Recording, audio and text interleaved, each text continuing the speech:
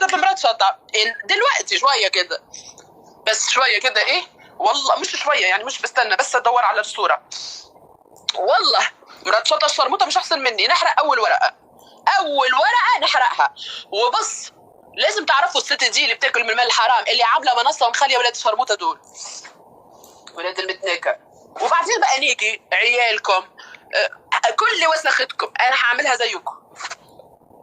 ماشي عيالهم العجل اسمه ايه ده؟ عندي صورة بنتك وابنك يا عجل يا حسني.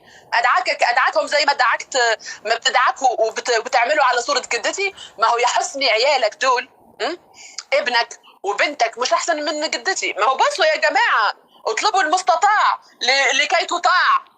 انتوا جايين عليا وعلى جدتي الله يرحمها وعاوزني اسكت عليكم. والله لا فشخكم واحد الصبر بس. ايمان انت مرة متنكة وسخة، ما واحدة متجوزة واحد وسخ. شطة ده هدعس عليه ولسه هنطلع على شطة. اصبروا محدش احسن من حد. وارجع واقول لكم انا ما عنديش حاجة اخاف عليها، واللي زيي يتخاف منه. انا مش بخاف على قنوات لاني مش اكل عيش مرات شطة مش اشرف مني. اوكي على الاقل انا شريفة. انا ما برضاش اتجوز واحد وعارف انه هو بيصور ستات. يا مرات شطة انا اشرف منك مليون مرة. انتوا كل واحد يطلع يقول لي ايه، لا دي بتتكلم في ام محمد ليه؟ هي هي ام عيسى؟ هي مريم العذراء ولا مش عارفه؟ انا اشرف منها. على الاقل انا بشتغل وبعيش بعرق دبيني، مش قاعده سايبه جوزي اللي هو سجن بيصور في الستات وبيشتم وباكل بالشتيمه. فانا اشرف منها بمراحل. فزي ما بتردوش عليها هي، المفروض كمان انا ما بردش على نفسي. انتوا الشجره المثمره اقحمتوا نفسكم. انا كان عندي مشكله، كان هو سوء تفاهم. انا اخر مشكله مع ميهان كان سوء تفاهم وصدفه غبيه. كانت صدفه اغبى من الغباء. كان سوء تفاهم. انتوا تقحموا نفسكم ليه؟ يبقى انتوا عاوزين تتشتموا، يبقى انتوا عاوزين المشاكل وعاوزين الخرا وعاوزين الشتايم. دخلوا نفسهم اوكي وبعدين يجوا يشتكوا. ورغم ذلك سكت للمره ال570 مليون مره. بسكت ليه؟ بسكت مش خوفا منكم، انا ما بخافش. انا اقدر لكم واوريتكم. شفتوا الشتايم عامله ازاي؟ شفتوا التبلي وقله الادب والوساخه عامله ازاي؟ وعلى فكره انا كده مش مستخدمه الا 10% من قوتي ومن دماغي ومن حاجات كتير. يعني انا دلوقتي لا عوده، والوسخه مراته بدل ما تخليها في خيبتها وتشوف هتعمل ايه في حياتها، قاعده ماسكه في المنصات وبتتكلم على ستها اللي اشرف منها. بنت يا ايمان انا اشرف منك ومن اللي خلفوكي ومن جوزك العرس. اوكي على الاقل انا مش راضيه عايشه مع راجل وانا عارفه انه بيصور الستات عريانه وبيبتز وبيشتغل في الازرق للستات. اوكي وعايش على الشتيمه وقذف الاعراض. اوف. ومين اللي وقال في كل بصي يا امونه يا مرات شطشوط. اوكي بصي يا مرات شطشوط، مش هتعمليهم عليا. انا اديتكم عرض النهارده، عاوزين تعملوه ما كان بها، مش عاوزين احنا مكملين.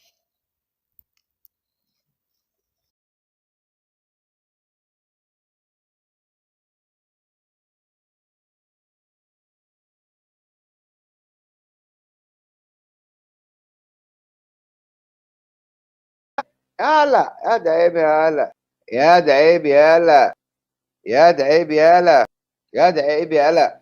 واد يا ترامب يا مجرم. المعلم واحد، هو المعلم اكرم سلام كبرنا، والاسد واحد. ما تقلدوش ما تقلدوش يالا يا رمه. ازيك يا احمد؟ انت كنت مسجون فيها. انت عارف يا حلو انا كنت مسجون في ايه؟ مسجون في قضيه ارهاب ضد الدوله، تابع لجماعه ارهابيه 3 سنوات ضد قضايا الدوله والنيابه العامه. يا مجرم خد خد ايه؟ امال مسجون في ايه؟ في شيبسي؟ مسجون فين؟ خد كيس شيبسي؟ خد في ايه؟ خد بس يا استاذ سيد، يا استاذ سيد بالله، يا استاذ سيد، يا استاذ سيد الساده بالله، ايه ده شويه يا استاذ سيد لو سمحت. يا استاذ سيد خلي الحوار يا استاذ سيد لو سمحت خلي الحوار ايه اركن يا متولي، انا اركب ماليش دعوه، انا بعيد اهو. هو انت ما عندكش الا خد، انت كنت مسجون في كيس شيبسي، مسجون في قضيه ارهاب انك طلعت اتهمت الشرطه المصريه، اتهمت النيابه العامه وقطعت الشهاده، وانت انسان ارهابي. وجودك في اي مكان مضلل، وجودك في اي مكان مسيء المكان انت فيه. انت العقد اللي معاك ده بتقول مسافر السعوديه، بقالك 3 سنين بتقول انا مسافر السعوديه، يا فاشل. روح شوف الراجل اللي سرق ايميلك ونشر لك الصور بتاع النسوان، يا فاشل، انت انسان فاشل. الناس تدخل على صفحته مشاهداته يا جماعه ما تجيبش ايه 10 15، دي ناس عايزه تتشهر. اللي عايز يتشهر يذكر اسم عم وائل شطه عشان يتشهر. ادخل على اليوتيوب او الفيسبوك، الناس اللي موجوده هنا على المنصه، تعرف مين سيد متولي وكان محبوس في ايه. سيد فهمي محبوس في قضيه ارهاب ضد الدوله. هذا الرجل ارهابي له ملف سوابق ارهاب ضد الدوله، لانه طلع شتم في الدوله المصريه وفي النيابه العامه وفي الشرطه، وقطع شهاده كده صورتين بتاع صور ملونه علشان عايز يتشهر. في ناس كده ممكن تتحبس عشان تتشهر. طلع من السجن زي الكلب، ما يتكلمش في الموضوع ده خالص الا دلوقتي. على فكره الكلام اللي اتكلمه في اللايف ده انا هحبسه بيه. على فكره الكلام اللي انت اتكلمته في اللايف ده اقسم بالله زياد هحبسك بيه، والله هحبسك بيه. دي حاجه. الحاجه الثانيه انت ولا يا عاوز اقول كلب لك حاجه، ازاي انت تستضيف واحد بص ما تتكلمش، اكرم سلام يا كلب. انت يا بص ما كلب تتكلمش، استنى بص ما تتكلمش يا ما تقول لي يا بص ما سعيد تتكلمش. ازاي تستضيف واحد بيشتم في عمك اكرم سلام يا كلب يا خسيس. بص ما تتكلمش. ازاي يا انت كلب راجل، انت تستضيف راجل واحد قليل الادب فتح وراجل قناته ناقص يشتم في عمك اكرم سلام يا ابن ولا الحرام. ولا يا ولاد الحرام انتوا الاثنين هسكتوا يا ولاد الحرام. هفشخكم انت راجل، هنبقوا يا ولاد الحرام، انتوا ولاد حرام وقليل الادب ارهابيين يا كلاب. انت راجل المفروض عارف القضيه، عليك وعلى امك الام اليوم انت كلب حيوان خطير. انت راجل سافل اكرم سلام عمك يا كلب وقليل الادب تستضيف اساسا. يا متولي وبيشتم عمك اكرم يا كلب يا كلب.